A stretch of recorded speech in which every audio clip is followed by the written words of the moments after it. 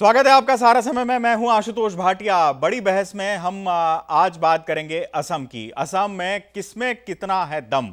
North east के सबसे बड़े राज्य की 126 विधानसभा सीटों पर चुनावी घमासान होने जा रहा है। चाय बागान के मजदूरों का दर्द, सीएए के जरिए घुसपैठ पर नकेल कसने और विकास की गंगा बहा देने की होड़ के बीच कांग्रेस ने भी अपना दांव चल दिया है। चाय मजदूरों की रोजाना मजदूरी बढ़ाने और महिलाओं के लिए गृहिणी पेंशन योजना के साथ सीएए लागू न होने देने की बात को लेकर कांग्रेस ने अपना रुख स्पष्ट कर दिया है। 2016 में पहली बार असम की सत्ता पर काबिज हुई बीजेपी के लिए इस बार कुर्सी बचाने की कवायद बड़ी है। तो कांग्रेस के खेवनहार रहे तरुण गोगोई के निधन से खाली हुई सियासी विरासत को भरने की जुगत में लगी कांग्रेस हर तरह के जोड़-तोड़ में लग गई है और इसकी मिसाल है बदरुद्दीन तैयब के दल एआईयूडीएफ से हाथ मिलाना। बदरुद्दीन अजमल बांग्लादेश से आए घुसपैठियों और मुसलमानों के बीच खासा प्रभाव रखते हैं। असम की 32 सीटों पर मुसलमानों और 40 सीटों पर जनजाति का प्रभाव होने की वजह से कांग्रेस दोनों को अपने साथ लाने में जुट गई है। तो असम में क्या होगा खास, इसी पर है आज की बड़ी बहस।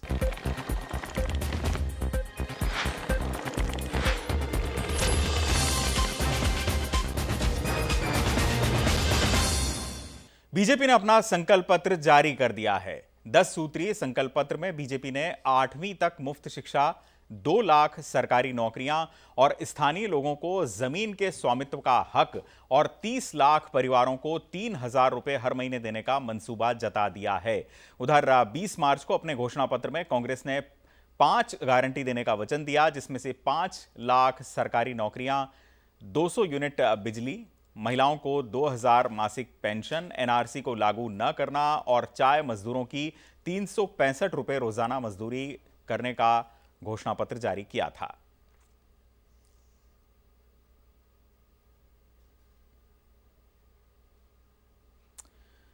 कांग्रेस भी बड़े बड़े दावे कर चुकी है। बीजेपी ने अपना संकल्प पत्र जारी किया है।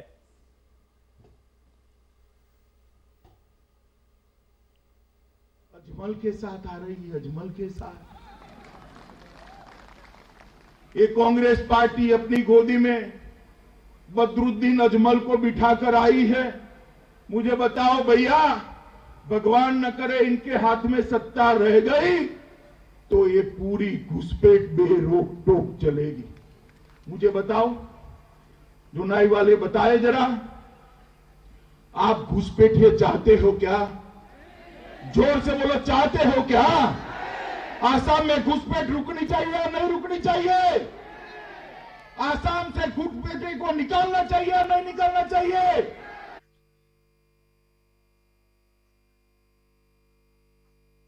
असम की एक महान विभूति लोकप्रिय गोपीनाथ बोरदोलोई जी के नाम पर सरकारी पैसों से बना हुआ एयरपोर्ट प्रधानमंत्री जी के उद्योगपति दोस्तों को बेचा जा सकता है। तो आप बताइए, असम के अस्तित्व को बचाया कैसे जा रहा है?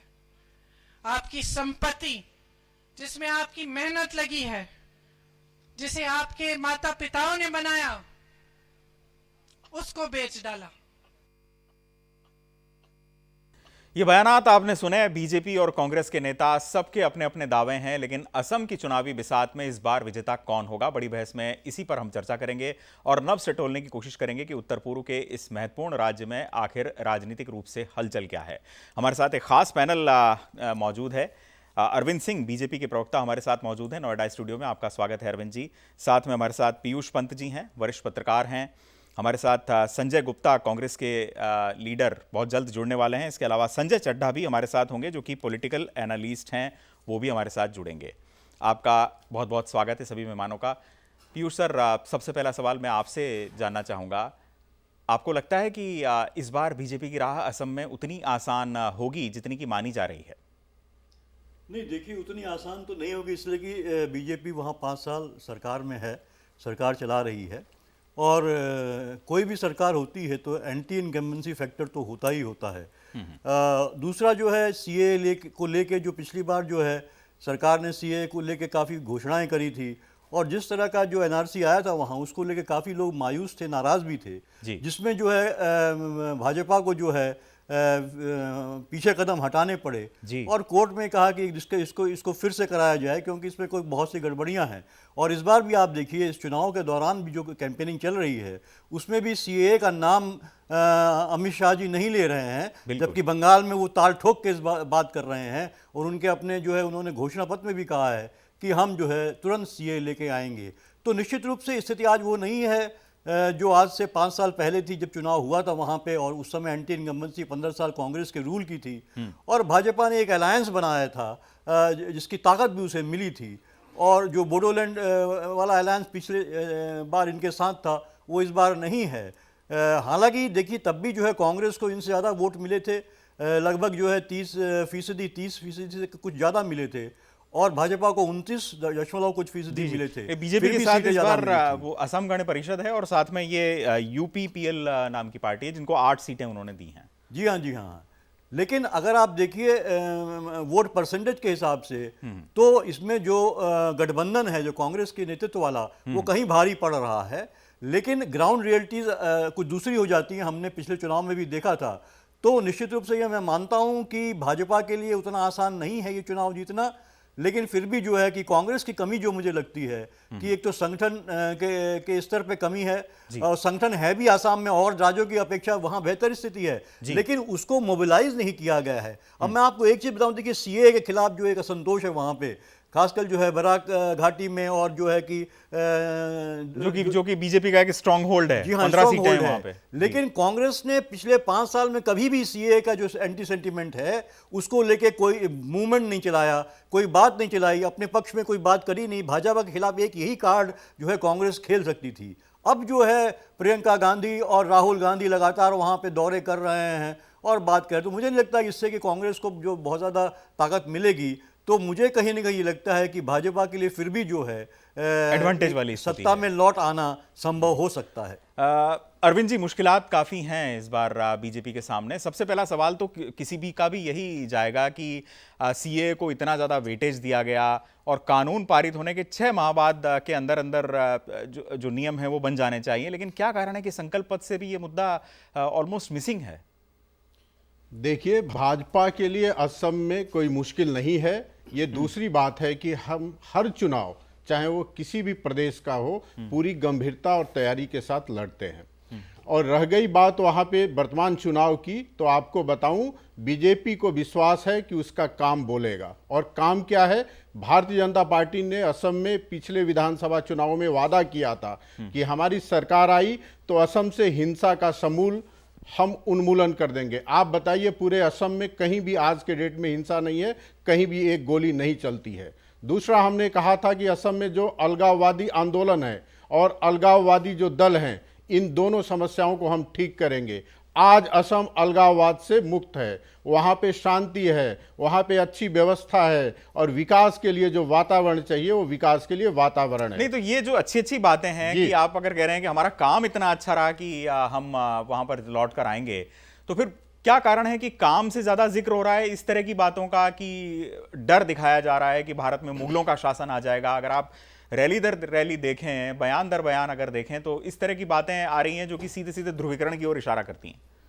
आपको पता है कांग्रेस किसके गोद में बैठी हुई है और कांग्रेस के गोद में कौन है? अजमल, वहां के नेता, जो कांजीरंगा नेशनल पार्क है उस पे अवैध रूप से कब्जा करने वाला व्यक्ति, अवैध रूप से घुसपैठ कराने वाला व्यक्ति। तो असम में जो खेल होता रहा है उसको पूरा देश जानता है और भारतीय जनता पार्टी उसको कभी दोहराने नहीं देगी। और असम की जनता ऐसे दल को कभी नहीं चुनेगी जो घुसपैठ को प्रमोट करेगी। घुसपैठ को हमने बंद तो किया ही है। जिन लोगों ने अवैध रूप से घुसपैठ किया है, हमारे लीडरशिप ने कहा है कि हमारी गवर्नमेंट आती है तो हम ऑलरेडी काम कर रहे हैं, उनको बाहर करेंगे, बाहर का रास्ता दिखाएंगे। इसमें कोई लाग लपेट नहीं है, हमने सीधे कहा है, हर जगह कहा है, हर मंच से कहा। लेकिन शायद बंगाल का भी ख्याल है आपको, शायद सीए का जिक्र इसलिए ना किया हो। हमारे साथ संजय चड्ढा जी भी जुड़े हुए हैं, पॉलिटिकल एनालिस्ट हैं। आपसे जानना चाहूंगा संजय जी कि क्या हम कांग्रेस और एआईयूडीएफ के गठबंधन को इसलिए स्ट्रांग माने और चैलेंजिंग माने बीजेपी के लिए, क्योंकि इस बार ये एक ऐसा अवसर है जब ये पिछली बार ये दोनों जुदा थे और इसलिए जो मुस्लिम वोट है वो बंट गया था, जबकि इस बार दोनों के साथ होने की वजह से काफी स्ट्रांग इसको गठबंधन को माना जा सकता है। बिल्कुल सही कहा। और ये दोनों ही साथ नहीं, आशुतोष भाई, इनके साथ 12% पॉपुलेशन, जो कि बोडो पॉपुलेशन, जी। बोडो पीपल्स फ्रंट, जो पहले भारतीय जनता पार्टी के साथ था, वो कांग्रेस के साथ। निश्चित तौर पे मैं पंत जी की बात से 100% सरोकार रखता हूं। मेरा ऐसा मानना है, ये जो 7-8 दल हैं, जिसमें अजमल का दल आ जाता है, बोडो आ जाता है, सीपीआई आ जाता है, सीपीआईएम आ जाता है, कांग्रेस आ जाता है, और एक 90 सीटें कांग्रेस की हैं। जी जी। कांग्रेस का अपना बेस रहा है। 15 साल की पिछली बार एंटी इनकम्बेंसी थी, इस बार एंटी इनकम्बेंसी भाजपा के खिलाफ है, पहली चीज। दूसरी चीज, ये जो वादे पिछले चुनाव में भाजपा ने किए थे, जी। अभी मेरे भाई भारतीय जनता पार्टी के बता रहे थे कि हमने वादा किया और हम लोग ऐसे घुसपैठियों को निकाल के बाहर फेंकेंगे। यही वादा पिछले चुनाव में किया था, निकाल के बाहर फेंकेंगे। कितने उन्होंने निकाल के बाहर फेंके आप भी जानते हैं। पूरा भारत संजय भाई, आप डाटा देख लीजिए, पहले कितना घुसपैठ होता था और आज के डेट में क्या स्थिति है। आज घुसपैठ पे प्रभावी नियंत्रण लगा है, इस बात से आप भी सहमत होंगे। नहीं, लेकिन अरविंद जी, मैं संजय जी आपका जवाब ही लूंगा, आपका ही जवाब लूंगा, लेकिन उससे पहले ये तथ्य भी बता दूं यहाँ पर अरविंद जी कि वादा तो ये भी था कि जो बांग्लादेश बॉर्डर है उसको पूरी तरह से सील कर दिया जाएगा, वो काम भी नहीं हो पाया। मैं उस पर आ रहा। देखिए, आपको पता है पहले घुसपैठ क्या था, अब क्या था। व्यवस्था बनाने में, चीजों को लागू करने में समय तो लगता है, चलिए वक्त लगता है। इतने कम समय में हमने घुसपैठ पे प्रभावी नियंत्रण किया है, तो कैसे कर दिया है। जी जी। Sanjay ji please continue. धन्यवाद आशुतोष भाई। मैं बता रहा था 5 साल का समय कम नहीं होता है, ये इनको समझना पड़ेगा। और देखिए, इसके अलावा एडवांटेजेस पोजीशन पे भी है कई जगह पे भारतीय जनता पार्टी। जिस तरीके से उन्होंने, जैसे पंत जी ने कहा, एक डिवाइड पैदा करने में संपूर्ण रूप से सफल है। वहां पे हिंदू मुस्लिम डिवाइड बहुत जोर से वहां पे हो रहा है। ये शब्द कड़वे जरूर हैं, लेकिन जमीनी हकीकत यही है। आपको ये मालूम है 61% आसाम की पॉपुलेशन जो है वो हिंदू पॉपुलेशन है। लेकिन हमें भूलना नहीं है, काफी सारे, जैसे मैंने बताया, बोडो वाला जो 12% का है संघ, वो इनके साथ जुड़ गया है जी। तो कांग्रेस की स्थिति मजबूत है। लेकिन एक जो कांग्रेस की कमी है, वो आज मैं यहां दर्शाना अवश्य चाहूंगा। सबसे बड़ी बात, कांग्रेस के जो लीडरान हैं, जो बड़ा लीडर जो इनके हैं, जो बड़े लीडर जो दिल्ली में एयर कंडीशन में बैठते हैं, उन्होंने काम करना बिल्कुल बंद कर रखा है। और बहुत मुश्किल से, मुझे तो ऐसा लगता है कि जैसे उनको पुश करके भेजा जाता है कि अरे भैया 2 तो मीटिंग कर लो, 5 दिन तो लगा ही दो। ये स्थिति है। चलिए, मैं अरविंद जी आपकी इस बात पर कुछ कह रहे थे, उनका जवाब पहले ले लेता हूं, उसके बाद अगले सवाल पे आएंगे। जी अरविंद जी। संजय भाई, मैं बहुत विनम्रता से कहना चाहता हूं, जब हम घुसपैठ पे रोक लगाने की कार्रवाई करते हैं, जब घुसपैठ को बंद करने का काम करते हैं, तो हम पे आरोप लगता है कि हम हिंदू और मुसलमान कर रहे हैं। भारतीय जनता पार्टी कभी हिंदू और मुसलमान के आधार पे काम नहीं करती है। भारतीय जनता पार्टी इस देश में सच्चे अर्थों में कोई सेकुलर पार्टी है तो भारतीय जनता पार्टी है। लेकिन यदि घुसपैठिए किसी एक विशेष समुदाय के हैं, तो क्या उस विशेष समुदाय के होने के नाते उनको घुसपैठ की छूट दी जानी चाहिए? ये इस देश में कभी भी नहीं चलेगा। और रह गई विकास की बात, तो कांग्रेस ने 60-70 वर्षों तक आसाम को दिया क्या है? आपको पता है, ब्रह्मपुत्रा पे 60-70 वर्षों में केवल एक पुल रहा है, और केवल 5 वर्ष में हमने उस पर 6 पुल बनाए हैं। 6। ये कम काम नहीं होता है। मेडिकल कॉलेज के लिए असम तरसता था, आज हमने असम को 6 मेडिकल कॉलेज दिए हैं। डॉक्टर मनमोहन सिंह 2 बार राज्यसभा मेंबर चुन के आए थे असम से, लेकिन उनके रहते 13वें वित्त आयोग में केवल 80,000 करोड़ असम के जिम्मे आया था। जबकि हमारी सरकार बनी तो 1,77,000 करोड़ हमने असम को दिया।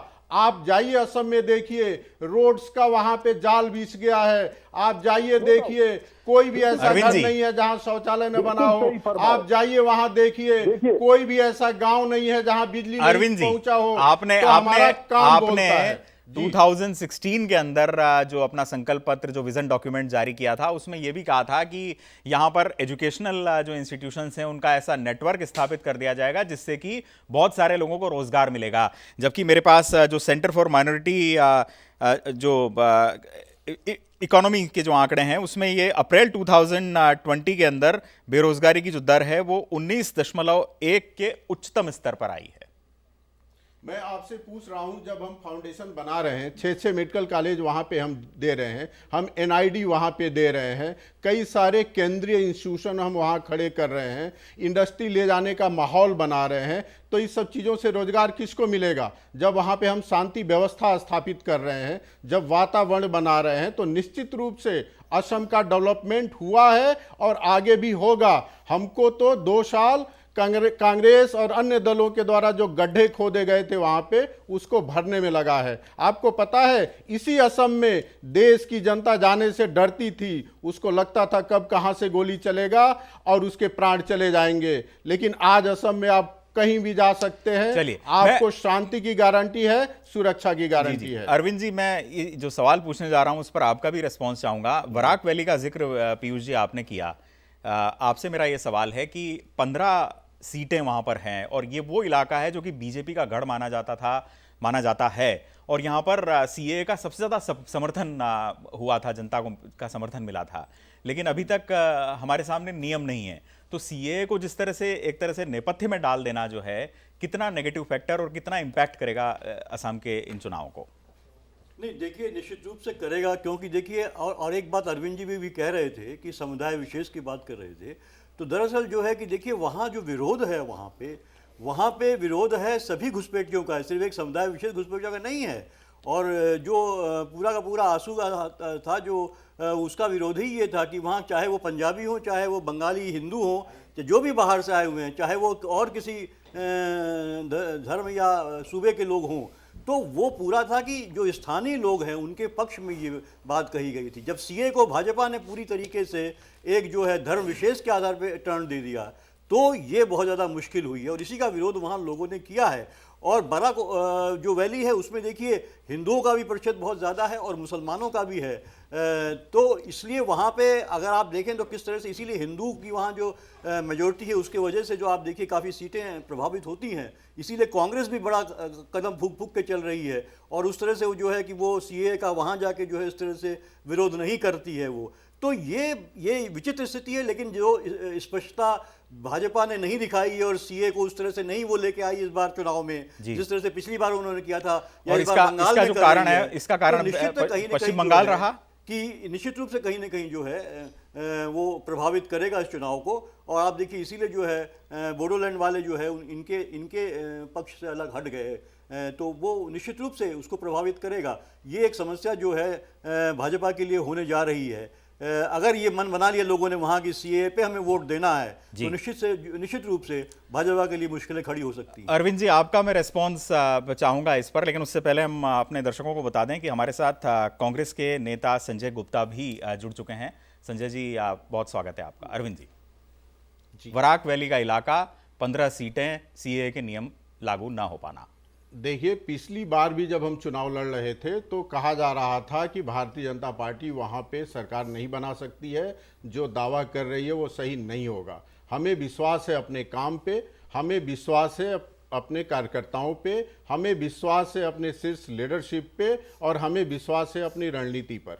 भारतीय जनता पार्टी कभी हिंदू और मुसलमान के आधार पर राजनीति नहीं करती है। हमने क्लियर कट कहा है कि जो भी अवैध घुसपैठिए हैं उनको हम बाहर करेंगे और उनको बाहर करने के लिए हमने नियम भी बनाए हैं, हमने व्यवस्था भी की है और घुसपैठ को हमने वहां पे लगभग जीरो भी किया है। लेकिन मेरी बात सुनिए। लेकिन इस देश का दुर्भाग्य है कि तथाकथित बुद्धिजीवी जब हम घुसपैठियों का विरोध करते हैं तो उनको वो ऐसे चश्मे से देखते हैं, हमारे ऊपर आरोप लगाते हैं कि ये मुस्लिम विरोध है। संजय जी नहीं है। कांग्रेस के नेता राष्ट्र में घुसपैठ होना सबसे बड़ा दुर्भाग्य होता है। जानना चाहूंगा, एआईयूडीएफ के साथ आप मिलकर चुनाव लड़ रहे हैं। पिछले दिनों लीगल राइट्स ऑब्जर्वेटरी ने एक वीडियो बदरुद्दीन अजमल का जारी किया था, जिसमें वो बहुत ही आपत्तिजनक बयान दे रहे थे। वो कह रहे थे कि हम कांग्रेस की मदद से असम को इस्लामी देश में बदल देंगे, ऐसा ही कुछ कह रहे थे।